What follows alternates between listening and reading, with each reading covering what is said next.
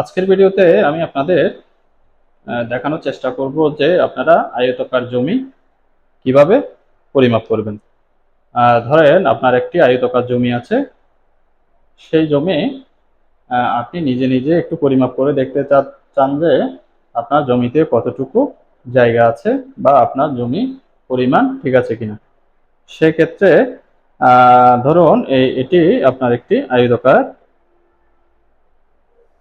জমি। এখানে যদি দুইটি বাহুর মধ্যে বেশি ডিফারেন্স না থাকে, মানে 1-2 এর ডিফারেন্স থাকে, তাহলে সেই ক্ষেত্রে আপনারা এভাবে যদি আয়তাকার জমির সূত্র দিয়ে আহ, জমিটি পরিমাপ করেন, সেই ক্ষেত্রে আপনারা অ্যাকুরেট একটা রেজাল্ট পাবেন। ধরুন আপনার এই বাহুটি হচ্ছে 50 ফিট, এই বাহুটি হচ্ছে 52 ফিট, এবং এই বাহুটি হচ্ছে আপনার 40 ফিট, এই বাহুটি হচ্ছে আপনার 41 বা 42 বা 43 ফিট। এক্ষেত্রে আপনি প্রথমত আপনার আয়তাকার জমির ক্ষেত্রফলের সূত্র জানতে হবে। আয়তাকার জমির ক্ষেত্রফলের সূত্র হচ্ছে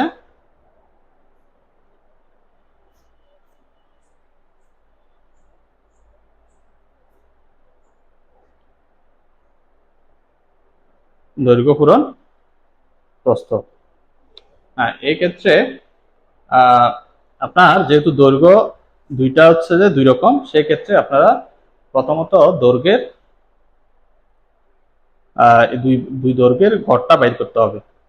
গড় বাইর করে এরপর দুইটি প্রস্থেরও গড় বাইর করতে হবে। এই জন্য আপনাদের প্রথমত আপনারা দৈর্ঘ্য, এই যে দৈর্ঘ্য আছে দুইটা, এই দৈর্ঘ্য দুটো আপনারা প্রথমত যোগ করবেন। এক্ষেত্রে এই 50 ফিট যোগ হচ্ছে আপনার 52 ফিট। এই 50 এবং 52 যোগ করলে আপনারা পাচ্ছেন 102 ফিট। 102।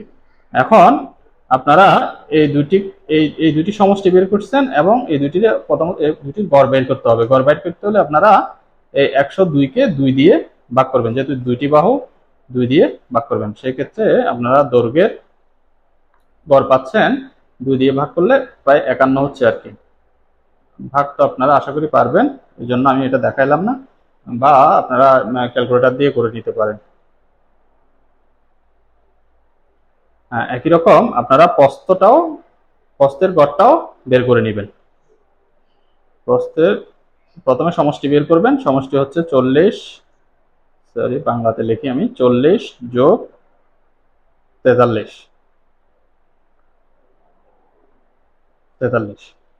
এখন এই দুইটি আপনার যোগ করলে আপনারা পাচ্ছেন 83 ফুট। 83 ফুট।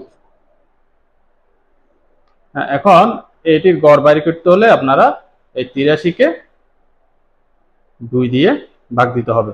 83-কে 2 দিয়ে ভাগ দিলে আপনারা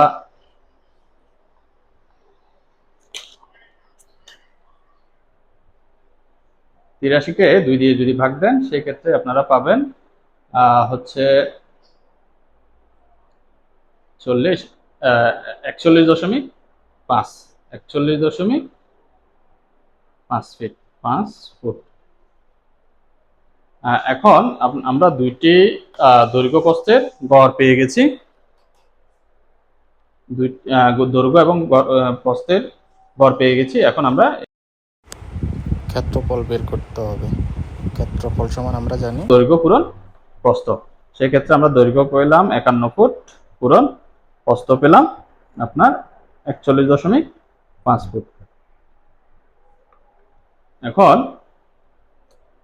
এই দুটিকে আপনারা যদি গুণ করেন, সেক্ষেত্রে পাবেন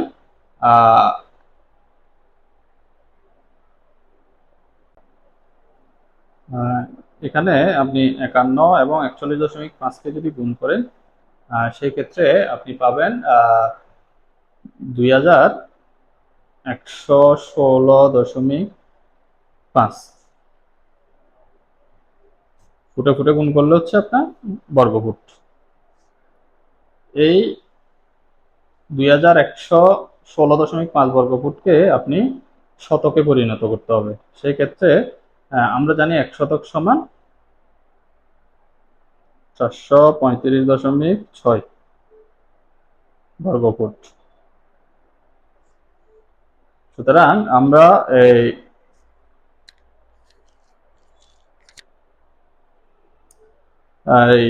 2116.5 ফুটকে যখন 435.6 দিয়ে ভাগ করব, তখন আপনার এই বর্গফুটটা শতকে পরিণত হয়ে যাবে।